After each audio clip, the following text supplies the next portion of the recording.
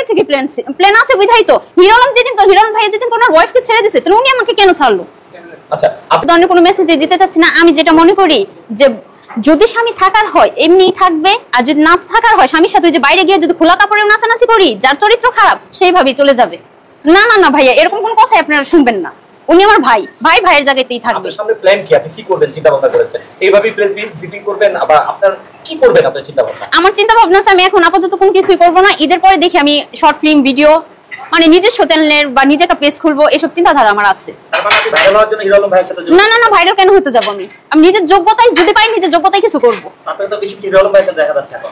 যেহেতু এখন ভাইয়ার সাথে দেখা যাচ্ছে, ভাইয়াকে নিয়ে টপিকটা ভাইয়ার ওয়াইফ আর আমার হাজবেন্ড, আমার এক্স হাজবেন্ড, যেহেতু দুইজনকে নিয়ে কথাটা, এই জন্য ভাইয়ের সাথে আমার দেখা যাচ্ছে। তা না হলে ভাইয়ের সাথে আর দেখবে না। ছাড়ার কারণ হচ্ছে আপনার কিছু অশ্লীল, বিয়ের আগে কিছু অশ্লীল কিছু ভিডিও তার কাছে আছে, সে এটা বলেছে। 3 বছর ধরে যদি কোনো ভিডিও আমার বের না হয়, এমন ক্রিয়ামনির সাথে ওর হয়ে গেছে যে এখন আমার কি যেন বলে, আমার পর কি আছে, তারপরে হচ্ছে আমার খারাপ ভিডিও আছে, দেখাইতে বলেন। আপনাদের সামনেই তো বলছে, উনি প্রুফ দিতে বলেন।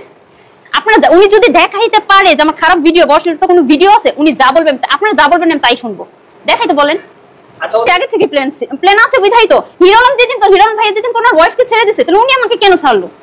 আচ্ছা, আপনি নাচতে পারেন না, এজন্য একটা ঘটনা ঘটিয়েছিল আপনার হাজবেন্ড ম্যাক্সোফি, একটু ঘটনাটা যদি আমাদের ছোট করে বলতেন।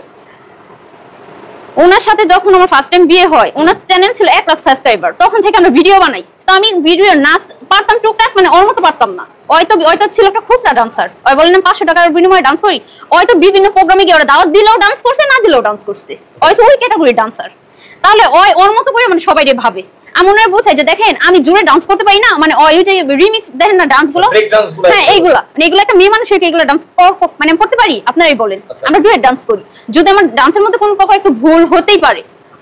উনি হচ্ছে বড় লেভেলের ডান্সার, উনি তো বলেন বড় লেভেলের ডান্সার, আমি তার এত বড় লেভেলের ডান্সার না। উনি যাই শিখাই দেন তাই গিয়ে ডান্স করি। উনি ঘরের মধ্যে আমরা যাই শিখান, বাইরে গিয়ে তাই করি। যদি আমি একটু 19-20 বা ভুল হয়, তাহলে উনি আমার মারধর শুরু করে। যে ক্যামেরাম্যান ভাই বলেন, যে আমাদের ভিডিও করে ওনারা, তারপরে যে আমাদের নিয়ে যায় গাড়িওয়ালা, তারা প্রত্যেকজনই উনি কি ওর হাত থেকে আমার বাঁচাইছে এবং ফিরাই, মানে ওই যখন আমার মারতে যায় ওনারাই ইয়ে করে দিচ্ছে, সাইড করে দিয়ে ফিরাই। কতবার ঘটেছে ঘটনাটা একটু যদি বলতেন? 3 বছরের মধ্যে প্রায় সময়। তা এতদিন যাবত কেন আপনি ওর সাথে তারপর আছেন? ভাইরাল হওয়ার জন্য? আমি তো সংসার করতে চাইছি ভাইয়া, আমি তো ভাইরাল হওয়ার জন্য আমি চাইছি। হ্যাঁ, আমি নিজের সংসার করতে চাইছি। তো আপনি এখন শেষে কি বুঝলেন যে নাচানাচি করে সংসার হয় না, এটা কি আপনি বুঝতে পারলেন? হ্যাঁ, বুঝতে পারছি। জাতির উদ্দেশ্যে বলে দেন। আমি এতদিন শুধু স্বামীর কারণে আমি ডান্স করছি। ডান্স এই যে আমার বাবা মা একটা চায়ের দোকানে গিয়ে যদি আমার বাবা একটু চা খাইতে যায় না, আমার একটা ভিডিও ছেড়ে দিলে মানুষ কয় মেয়ে জন্ম দিচ্ছে, দেখো এরকম করে নাচানাচি করে এসে আমার বাবা অনেক লজ্জা পায়। আমি যদি গিয়ে বলছি না, ওই আমার অনেক খারাপ কথা বলে। স্বামীর মুখের দিকে তাকায় আমি আমার ফ্যামিলির কথা চিন্তা করি নেই, আমি আমার ভাই বোন কারোর কথা চিন্তা করি নেই। 2-1 টাকা আমার স্বামীর আসবে আল্লাহর রহমতে। যদি এখন আমরা দুইজনে যা করতে পারি, ভবিষ্যতে একসময় বোঝাইতে তুমি ছেড়ে দিবে। আমি বলছি যে দেখেন 2-3 বেলা যাকে আমরা 2 বেলা খাবো, এই ডান্সের দরকার নেই। আপনি হালাল ভাবে কাজকর্ম করেন, আপনি একটা বিজনেস করেন, বাসায় থাকবো, আমরা ভালোভাবে চলবো। সে বলছে যে ঠিক আছে, আমি ডান্স, তার গাড়ি কেনার শখ ছিল, মোটরসাইকেল। সে ইউটিউবে টাকা ইনকাম করে মোটরসাইকেল কেনার পর সেগুলো ছেড়ে দেবো, আমরা বাসায় রাখবে। সে আমার বিয়ের আগেও বলছে যে আমি তোমায় নিয়ে এগুলো করবো না, আমি একটা ভালো একটা বিজনেস শুরু করবো, আমি এগুলো ছেড়ে দিব। দিন ওই দেখে পপুলারিটি পাইতেছে। আর ওর মানে অন্য কোনো মেসেজ দিতে চাচ্ছি না। আমি যেটা মনে করি যে যদি স্বামী থাকার হয় এমনিই থাকবে, আর যদি নাচ থাকার হয় স্বামীর সাথে যে বাইরে গিয়ে যদি খোলা কাপড়ে নাচানাচি করি, যার চরিত্র খারাপ সেইভাবেই চলে যাবে। আপনি বিয়ে করছেন কবে? আমি বিয়ে করছি 22 সালে। 3 বছর হয়। বিয়ে করবেন কবে? সামনে। ওই যে বললাম না, আমার এক্স হাজবেন্ড কি বলছে, রফিক, ওনার যদি খুঁজে পাই ভবিষ্যতে বিয়ে করার চিন্তা ভাবনা করতেছি।